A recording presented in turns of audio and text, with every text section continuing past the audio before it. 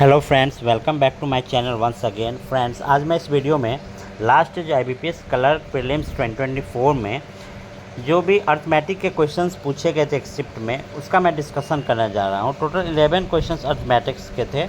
आगे देखिए, question number 1, the ratio of length और to breadth of a rectangle is 4:3 and area of the rectangle is 300 metre square.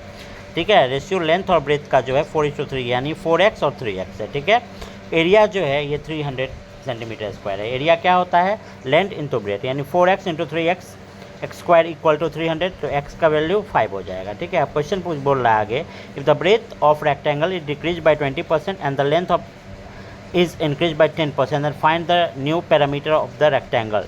कह रहा है कि ब्रेथ जो है ये 20% से घट जाएगा और लेंथ 10% इंक्रीज कर जाएगा, यानी 80 हो जाएगा आपका इस ये ब्रेथ और 110 हो जाएगा लेंथ।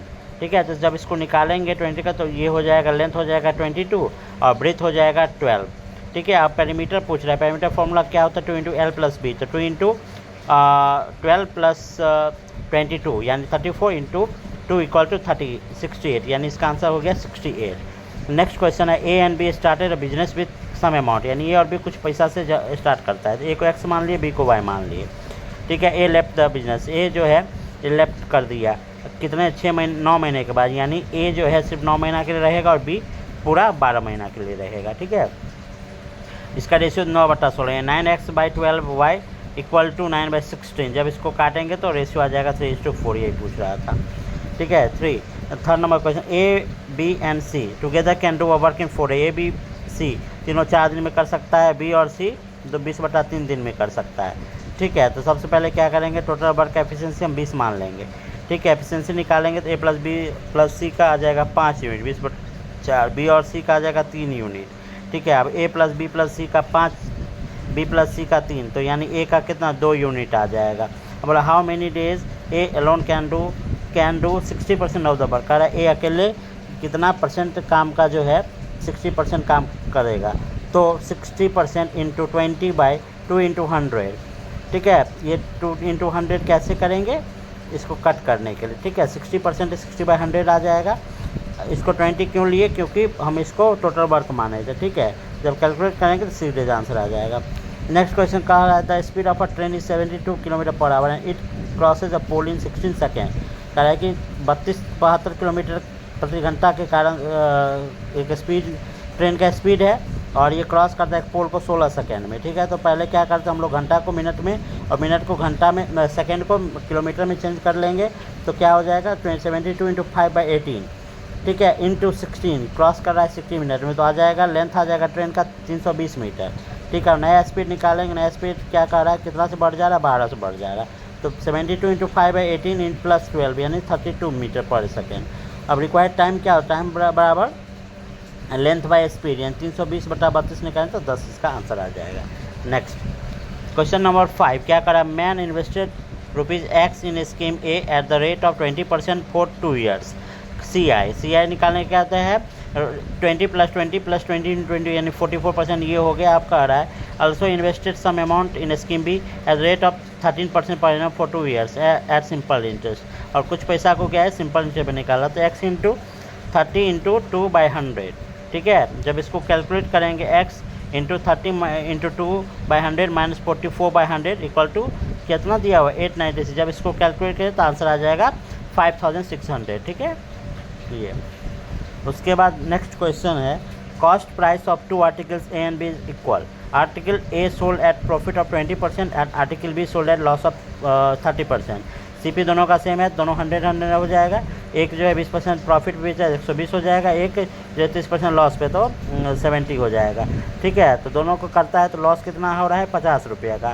तो ठीक है, अब दोनों का सीपी माइनस एसपी करेंगे तो क्या इसका लॉस आ जा रहा है, तो सीपी टोटल कितना माने हैं 200 माने 200x minus 190x equal to 50। जब x करेंगे तो x का वैल्यू 5 आ जाएगा। अब सीपी कितना है, सीपी कितना x, तो 100x, तो 100 गुने 5 500। एसपी निकालेंगे तो 500 इंटू 7/5 कैलकुलेट करेंगे 700, इसका आंसर आ जाएगा। ठीक है, 7 number question, 7 years hence the ratio of age of A and that of B will be 2:1, यानी a + 7 b + 7, यानी ठीक है, इक्वल टू 2/1 हो जा रहा है। ये 7 साल के बाद और बी 7 साल के बाद, दोनों का रेशियो 2/1 हो जा रहा है। कैलकुलेट करेंगे तो समीकरण 1 यानी इक्वेशन 1 आ जाएगा 2b + 7।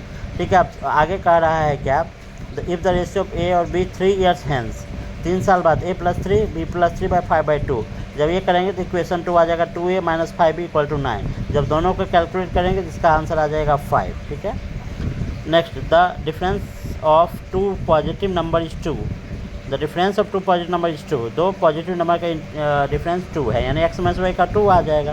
उसका if 50% of bigger number is equal to 60% smaller number, यानी बड़ा संख्या जो x का 50/100 माइनस 3/5 एंड 60/100 जब करेंगे तो इक्वल टू क्या दिया हुआ है, इक्वल टू ये समी इक्वेशन 2 हो जाएगा 5x - 6y।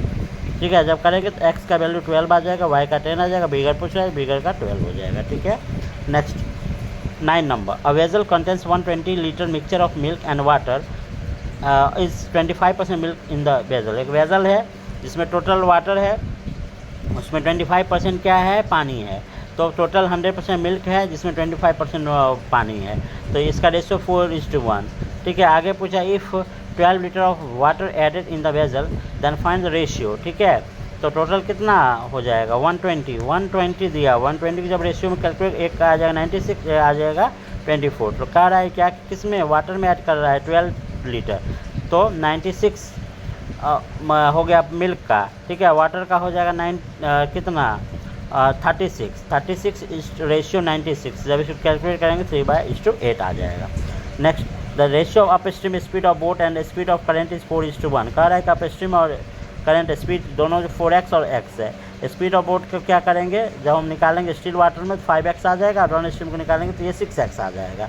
अब क्या कह रहा है कि डाउन स्ट्रीम बराबर दिया हुआ है 2.5 आवर 60 आवर में, तो 60/2.5 कैलकुलेट करेंगे। ठीक है, तो 6x = आ जाएगा 24, x का वैल्यू आ जाएगा 4, यही पूछ रहा है।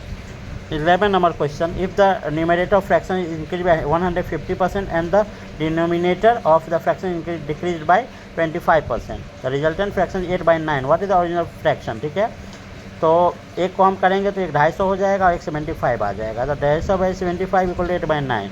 इसको कैलकुलेट करेंगे तो 4/15 आ जाएगा। ठीक है, ये बहुत ईजी क्वेश्चन थे।